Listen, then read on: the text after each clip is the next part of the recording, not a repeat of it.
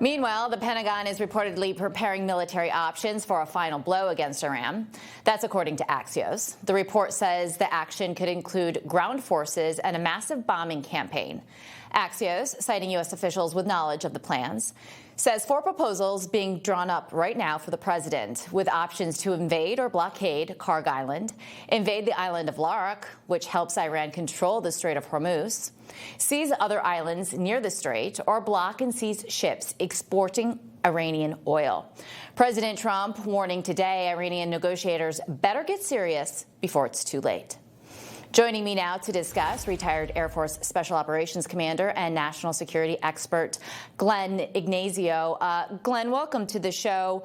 Do you really believe the Iranians are serious in their negotiation? The president has given them 5 days to come to the table. That expires tomorrow.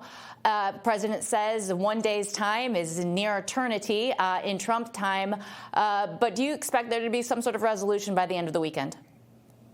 I think there's going to be some steps, but I wouldn't say a complete resolution. Again, what everybody or would say the Iranian is saying, the side is saying publicly, what they do privately are two different things as far as behind the doors.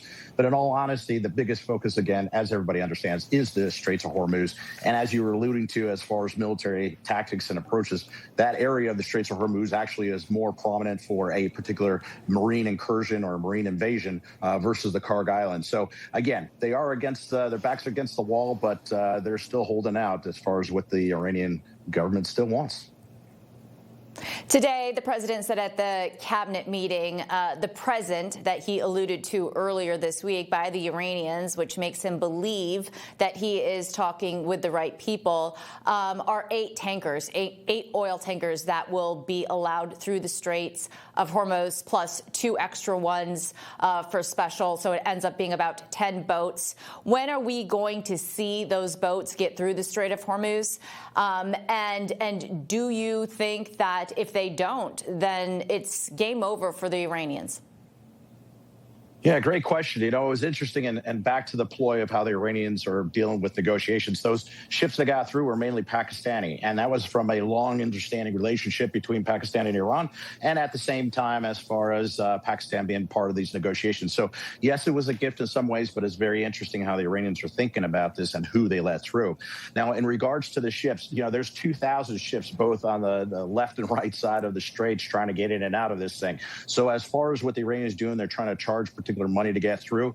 The hard part about this is even if you put warships and all this protection and everything that's going on, the real decision that leads on if the ships are going in and out is actually the insurance underwriters to say that they're confident for the ships to go through without being harmed. So that's another statement that you have to think about. It's very important. Without their approval, the ships won't go anywhere regardless of how much security we have. That's the bigger trick. How do you think the U.S. military operation has been going thus far? When you read reports out of the U.S. media, it almost seems as though they are rooting for the Iranians. The Economist had a terrible cover saying the Iranian surprise strength. Meanwhile, there's reports that the IRGC is recruiting 12-year-old boys to come join their ranks because they're so decimated. Yeah, our complete campaign has been significant, especially from a military operation, completely air dominance. People don't really understand this means anything and everything that we can fly and unfettered anywhere we want. So that's rather impressive. Plus, we're hitting out the particular targets. The command and control systems are decimated. In fact, some of these IRGC little components that are launching things are sort of doing it on their own. As we can see, it's very fractured. So that is significant for our operations. Yet at the same time, yeah, you do hear the other side saying Iran's great, but all you got to do is listen to the people of Iran that have been screaming for this change of regime and freedom. So I think that's the best way. I think we're sort of committed to get to a point that we do get Iran to change regime, because if we don't, it's going to be a worse situation, and Iran is isolated after attacking all their friends and their neighbors. Glenn, what do you make of the reports, one coming out of the Wall Street Journal in particular, that we're running out of munitions and that the Pentagon is considering diverting some of the weapons to Ukraine back to the Middle East? Well, I'll tell you, we've always been staged and prepared for having two conflicts on the opposite sides of the world. So to absolutely run out of ammunition in a few weeks here in Iran is definitely not the case. I can see how this is inflaming certain people, and we know there's a psychological impact the other side's trying to do. As far as the missile defense systems, they are being used rather heavily in Ukraine, Israel, and others. So there is an increase. In fact, Lockheed and others are being pushed to increase that production significantly. So yes, there's a lot of stores in case there hasn't been that much production because we haven't been in a conflict yet, but that is ramping up quickly. So I don't think there is or a concern. There's always stores that can get limited, but I believe that the planning and appropriately is squared away to make sure that we're good. And again, the production will pick up in time for these defensive and offensive systems to stay sustained.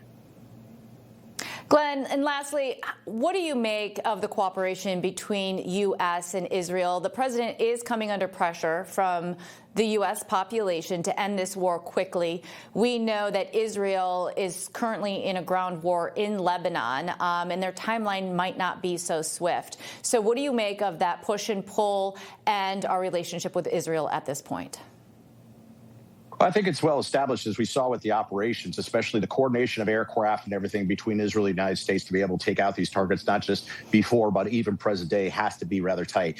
Israel, of course, is bogged down with some other things that are going on in Lebanon. But again, we're sort of dominating and taking that sort of, if you want to say lost effort, I wouldn't say it's a lost effort, but that increased pressure or increased activities on the United States, in addition to also say how much is going behind this from both the entire attack in Iran, is that Saudi bin Laden, I can't think of his last name. MSB in MBS. Saudi is pushing. MBS, thank you so much. I am screwing this up. The Crown Prince. MBS, the Crown Prince, thank you, keeping me straight, is actually pushing Trump to say, look, hey, go with the ground troops, finish this off. Boy, I almost made a mistake there, but thank you so much for correcting me. No problem. Glenn Ignazio, thank you so much for coming on. We appreciate your time. Thank you. Take care. Information. Truth is freedom. Is Newsmax. It's real news for real people.